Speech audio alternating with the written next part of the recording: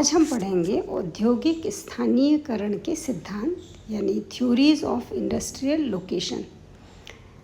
औद्योगिक स्थानीयकरण के सिद्धांत का मतलब है जब उद्योग किन्हीं सुविधाओं के कारण देश के एक स्थान विशेष पर स्थापित होते हैं तो उसे उद्योग का स्थानीयकरण कहा जाता है। यानी कुछ विशेष सुविधाओं के उपलब्ध होने के कारण कोई स्थान विशेष जब एक औद्योगिक हब बन जाता है या जहाँ पर बहुत सारे उद्योग एक साथ स्थापित होने लगते हैं तो उसे हम क्या कहते हैं, उद्योग का स्थानीयकरण कहते हैं। प्रोफेसर रॉबर्टसन ने कहा है कि खास क्षेत्रों में खास उद्योगों के आकर्षित होने की प्रकृति स्थानीयकरण कहलाती है। यानी स्थानीयकरण का मतलब है कि किसी विशेष सुविधाओं के कारण, जैसे विशेष सुविधाएं एक उद्योग के लिए क्या हो सकती हैं, एक उद्योग को अच्छी परिवहन की सुविधाएं चाहिए होती हैं जहां ताकि उसका कच्चा माल आसानी से उद्योग तक पहुंच जाए और जो भी निर्मित वस्तुएं हैं वो बहुत सुगमता से बाज़ार तक पहुंचा दी जाए। इसके अलावा ऊर्जा उद्योग में बहुत महत्वपूर्ण है जहां ऊर्जा उपलब्ध हो। तीसरा जो प्रमुख चीज़ है वो है श्रम, जहां श्रम अच्छा और सस्ता उपलब्ध होता है वो भी उद्योगों को क्या करता है, उद्योगों के स्थानीयकरण का एक बड़ा कारण बनता है किसी क्षेत्र विशेष में। स्थानीयकरण को कुछ चीज़ें हैं जो बहुत प्रभावित करती हैं, जिसमें कुछ तकनीकी कारण हैं, कुछ आर्थिक ढांचागत सुविधाओं की उपलब्धता है, कच्चे सामान, ऊर्जा, अनुकूल जलवायु, बाज़ार कितना पास है उद्योग के, और सस्ते श्रमिक की उपलब्धता और साथ ही सस्ती पूंजी और सस्ते परिवहन की उपलब्धता भी किसी भी क्षेत्र में स्थानीयकरण को प्रभावित करते हैं।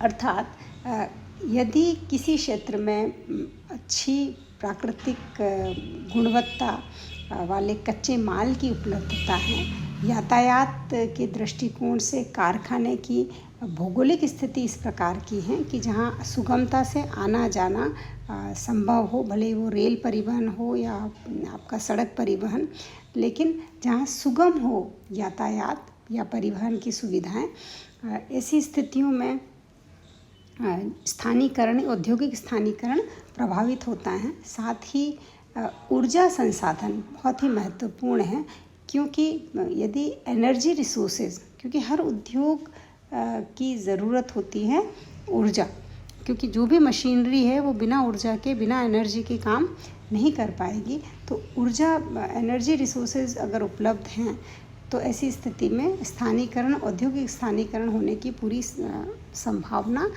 रहती हैं। साथ ही वहाँ का क्लाइमेट कैसा है, स्थानीय बाज़ार कैसा है और ढांचागत सुविधाएं किस तरीके की हैं। यानी ढांचागत सुविधाओं का मतलब है कि जो भी सरकारी सिस्टम है या गवर्नमेंट के जो भी सिस्टम है वो किस तरीके से उस एरिया में काम करते हैं। साथ ही मज़दूरों की क्या कंडीशन है, क्या आसानी से श्रमिक उपलब्ध हो जाता है, क्योंकि श्रम बहुत महत्वपूर्ण है। केवल श्रम सस्ता ही नहीं, श्रम कुशल होना भी बहुत ज़रूरी है ताकि उद्योगों में उत्पादन और उत्पादकता को बढ़ाया जा सके। और इस प्रकार की सुविधाएं यदि उपलब्ध हैं तो ऐसी स्थिति में औद्योगिक स्थानीयकरण जो है वो प्रभावित होता है। अब इन सब सुविधाओं के उपलब्ध होने पर निश्चित तौर पर औद्योगिक स्थानीयकरण सकारात्मक रूप से प्रभावित होता है, और उपलब्ध नहीं होने पर उद्योग वहाँ पर आने के लिए उत्साहित नहीं रहते हैं। औद्योगिक स्थानीयकरण के कुछ हानिकारक प्रभाव भी हैं। यानी यदि औद्योगिक स्थानीयकरण होता है, यानी किसी एक स्थान विशेष पर ही उद्योग लगने लगते हैं, तो ऐसी स्थिति में कुछ नुकसान भी देखे गए हैं, जैसे मानवीय कुशलता का संकीर्ण विकास। यानी उस क्षेत्र में जहां उद्योग हैं वहीं पर मानवीय कुशलता का विकास होगा। बाकी अगर पूरा देश है तो उसमें अगर कुछ जगहों पर ही औद्योगिक विकास होगा तो बाकी क्षेत्र उस विकास से क्या रह जाएंगे, अछूते रह जाएंगे। इस तरीके से एक देश में असंतुलित विकास भी इसके कारण हो सकता है कि कुछ एरियाज़ तो बहुत ज़्यादा डेवलप हो जाते हैं और कुछ एरिया पिछड़े रह जाते हैं। वर्ग संघर्ष हो सकता है। वर्ग संघर्ष का मतलब है कि कुछ क्षेत्र विशेष में अगर बहुत ज़्यादा श्रमिक एक साथ रह रहे हैं और एक साथ वो हैं और उत्पादन के कार्यों में लगे हुए हैं, तो ऐसी स्थिति में श्रमिक जब काम करते हैं तो जो संगठन, श्रमिकों का यदि संगठन नहीं है, असंगठित हैं, तो उन्हें छोटी छोटी अपनी बातों को मनवाने के लिए हड़ताल का सहारा लेना पड़ता है, जिससे सामाजिक शांति भी भंग होती है और वर्ग संघर्ष भी बढ़ता है। साथ ही यदि युद्ध का समय है तो ऐसी स्थिति में यदि एक ही स्थान पर किसी अर्थव्यवस्था में या किसी देश में औद्योगिक क्षेत्र है और एक ही स्थान पर, विशेष स्थान पर ही स्थानीयकरण के कारण उद्योग विकसित हैं, तो ऐसी स्थिति में युद्ध में उस स्थान को नष्ट करके पूरे देश के औद्योगिक अर्थव्यवस्था को चरमराया जा सकता है। इसकी बजाय अगर देश में कई जगहों पर अलग अलग उद्योग होंगे, अलग अलग क्षेत्रों में फैले हुए होंगे, तो ऐसे में उसे एक साथ नष्ट करना संभव नहीं होता है। तो इस प्रकार से स्थानीयकरण के कुछ नुकसान, जिन्हें हम कह सकते हैं हानियाँ भी हैं। यद्यपि स्थानीयकरण के लाभ भी हैं और कुछ प्रॉब्लम्स भी स्थानीयकरण में होती हैं। आगे हम बात करते हैं अल्फ्रेड वेबर का औद्योगिक स्थानीयकरण का सिद्धांत। यानी अल्फ्रेड वेबर ने औद्योगिकीकरण के स्थानीयकरण के बारे में जो विचार व्यक्त किए हैं उसे हम वेबर का औद्योगिक स्थानीयकरण का सिद्धांत कहते हैं। वेबर जो थे वो एक जर्मन अर्थशास्त्री हैं और उन्होंने अपनी जो भी लेख प्रकाशित किया था जर्मन भाषा में, 1909 में उनका आर्टिकल प्रकाशित हुआ और आगे जाके 1929 में उस आर्टिकल का अंग्रेजी भाषा में अनुवाद किया गया। तो उन्होंने जो स्थानीयकरण के सिद्धांत बताया है उसकी प्रमुख विशेषता यही है कि वो सिद्धांत को दो भागों में विभाजित करते हैं। एक तो सैद्धांतिक विवरण के रूप में उन्होंने उस सिद्धांत को प्रस्तुत किया है और दूसरा एक व्यवहारिक सिद्धांत को उन्होंने प्रस्तुत किया है, जिसके माध्यम से स्थानीयकरण किस तरीके से किया जाता है और स्थानीयकरण क्यों किया जाता है, इन स्थितियों को वेबर ने स्पष्ट करने का प्रयास अपने सिद्धांत में किया है। वेबर ने औद्योगिक स्थानीयकरण को प्रभावित करने वाले जो तत्व हैं उन्हें दो भागों में बांटा है। एक तो कुछ प्रमुख कारण हैं जो कि उद्योग को प्रभावित करते हैं या उद्योगों के स्थानीयकरण को प्रभावित करते हैं। स्थानीयकरण को बिल्कुल आप सिंपल ध्यान रखिए कि किसी सुविधाओं की उपलब्धता के कारण जब किसी एक विशेष क्षेत्र या क्षेत्र विशेष में ही औद्योगिक विकास होता है, उसी क्षेत्र में लोग उद्योग लगाना पसंद करते हैं, तो उसे हम क्या कह सकते हैं, औद्योगिक स्थानीयकरण कहते हैं। तो जो प्रमुख कारण हैं और कुछ सहायक कारण हैं जिसके कारण उद्योग लगाए जाते हैं स्थान विशेष पर। तो प्रमुख कारणों में जो हैं वो सबसे महत्व जो वेबर ने दिया है जिन चीज़ों पर, वो इस बात पर दिया है कि चूँकि उद्योग वहीं पर लगाया जाना पसंद किया जाता है जहाँ पर उत्पादन की लागत क्या की जाए, कम से कम की जा सके। यानी सबसे जो महत्वपूर्ण लक्ष्य होता है वो उत्पादन की लागत को कम करना है। वो लागत चाहे श्रम के कारण आ रही हो, वो परिवहन के कारण आ रही हो, कच्चे सामान के कारण आ रही हो, ऊर्जा के कारण हो, तो इन सब चीज़ों में लागत एक बहुत ही विशेष तत्व है जिसकी वजह से स्थानीयकरण होता है किसी एरिया विशेष में। लागत जो है वो दो तत्वों पर निर्भर करती है, ऐसा वेबर का मानना है। पहला परिवहन किए जाने वाला भार और दूसरा तय की जाने वाली दूरी। इन दोनों चीज़ों को वेबर ने बहुत महत्व दिया है। यहाँ पर परिवहन किया जाने वाला भार से मतलब है कि जो भी कच्चा माल है या निर्मित माल है वो बाज़ार में से कहाँ पर ज़्यादा प्रभाव, यानी उद्योग उसी के निकट होंगे, ये स्थापित होंगे जहाँ उसे आसानी से कच्चा माल मिल जाए और बहुत आसानी से उसे बाज़ार तक पहुंचाया जा सके। कच्चे माल को भी वेबर ने 2 भागों में विभाजित किया है। एक तो सर्वसुलभ या साधारण कच्चा माल, जो कि प्रत्येक स्थान पर बहुत ही सहजता से मिल जाता है, औद्योगिक स्थानीकरण पर कोई भी प्रभाव नहीं डाल पाता क्योंकि वो हर जगह उपलब्ध होता है। और दूसरा स्थानीय कच्चा माल, जो कुछ विशेष स्थानों पर पाया जाता है, और ये स्थानीय जो कच्चा माल होता है वो जैसे किसी स्पेसिफिक जगह पर कोयला बहुत सस्ता और आसानी से उपलब्ध है, चूना या कुछ ऐसी चीज़ें आसानी से उपलब्ध हैं जो किसी उद्योग विशेष के विकसित होने में बहुत ही महत्वपूर्ण हैं। तो ये चीज़ें उद्योग के विकास करने को बहुत महत्वपूर्ण तरीके से प्रभावित करती हैं।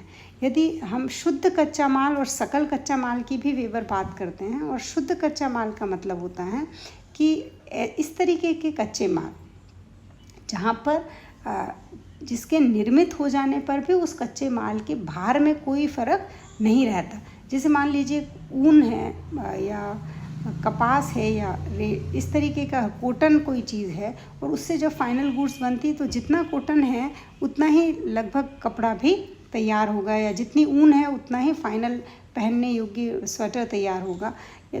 तो ऐसी स्थिति में उस औद्योगिक स्थानीकरण पर इस प्रकार के कच्चे माल का कोई प्रभाव नहीं पड़ता कि उसको जितना आपको मंगवाना है फर्म तक उतना ही वापस आपको क्या करना है, भिजवा देना है। जबकि सकल कच्चे माल का आशय है कि स्थानांतरण और निर्माण प्रक्रिया में भार कम हो जाता है। जैसे गन्ना, कच्चा लोहा, कोयला, ये वो माल होता है जिसका भार माल के निर्मित होने पर अलग है, और जब माल कच्चे माल के रूप में उद्योगों में लाया जाता है तब उसका भार बहुत ज़्यादा होता है, और जबकि शुद्ध माल के रूप में जब उसे बाज़ार में बेचने के लिए जाया जाता है तो उसका भार क्या हो जाता है, बहुत ही कम। तो इस प्रकार से ये चीज़ें भी उद्योगों को प्रभावित करती हैं, उद्योगों के स्थानीकरण को प्रभावित करती हैं। एक जो सबसे इम्पॉर्टेंट बात कही है वेबर ने, और जो बहुत ही महत्वपूर्ण है, वो है श्रम की लागत। वेबर के अनुसार श्रम की लागत का भी औद्योगिक स्थानीकरण पर बहुत प्रभाव पड़ता है, और सस्ता श्रम अगर कुछ क्षेत्रों में उपलब्ध रहता है तो वो कुछ सीमा तक औद्योगिक स्थानीकरण को प्रभावित करता है। और वेबर का मानना है कि कुछ ऐसे निश्चित श्रम केंद्र होते हैं जहाँ जो गतिहीन होते हैं, यानी उन्हें आप बहुत ज़्यादा एक से दूसरे स्थान पर नहीं ले जा सकते। तो यदि आपको सस्ते श्रम का लाभ उठाना है तो ऐसी स्थिति में उसी क्षेत्र के आसपास उद्योग विकसित होंगे, और इस तरीके से जो औद्योगिक स्थानीकरण है वो प्रभावित होगा। अलग अलग श्रम की लागतों के कारण होने वाले औद्योगिक विचलन, अब यहाँ पर किस परिस्थिति में श्रम की लागत और औद्योगिक स्थानीकरण प्रभावित होता है, ये समझना बहुत महत्वपूर्ण है। कि यदि हम बात करें कि कोई भी वस्तु की उत्पादन लागत यदि 1000 रुपये है, तो इसमें से अगर 700 रुपये उस लागत में श्रम पे खर्च कर रहे हैं, यानी बहुत ज़्यादा उस लागत का बहुत ज़्यादा हिस्सा किस पे खर्च हो रहा है, श्रम पर खर्च हो रहा है, तो इसका मतलब श्रम का गुणक क्या है, बहुत अधिक। और यदि गुणक बहुत अधिक होगा तो स्थानीकरण क्या होगा, बहुत अधिक होगा। यानी उसी एरिया में श्रम, जहाँ श्रम सस्ता है वहीं पर औद्योगिक स्थानीकरण होगा। लेकिन इसकी जगह यदि श्रम पर 300 रुपये ही खर्च हो रहे हैं, 1000 रुपये लागत की वस्तु पर श्रम पे कितना खर्च हो रहा है, केवल 300 रुपये खर्च हो रहे हैं, तो इसका मतलब गुणक क्या है, कम है, और ऐसे में स्थानीकरण भी क्या होगा, कम होगा। तो हम सबसे महत्वपूर्ण श्रम लागत में यही है कि कुल जो लागत है उस पर अगर हम श्रमिकों पर हमें ज़्यादा खर्च करना पड़ रहा है तो ऐसी स्थिति में स्थानीकरण क्या होगा, प्रभावित होता है। और इस तरीके से स्थानीकरण श्रम की लागत पर भी काफ़ी कुछ निर्भर करता है।